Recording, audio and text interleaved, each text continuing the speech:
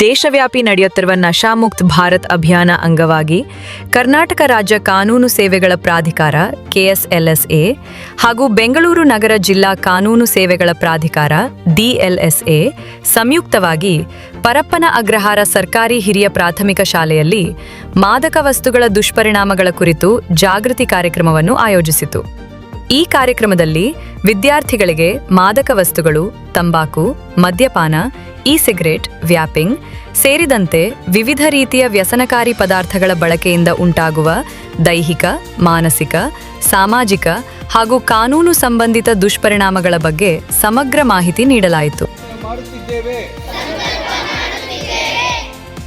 ಮಾದಕ ದ್ರವ್ಯ ಮುಕ್ತ ರಾಷ್ಟ್ರವನ್ನು ನಿರ್ಮಾಣ ಮಾಡಲು ನಾವು ಗಾಂಜಾ, ಅಫೀಮ್ ಮತ್ತು ಇತರ ಯಾವುದೇ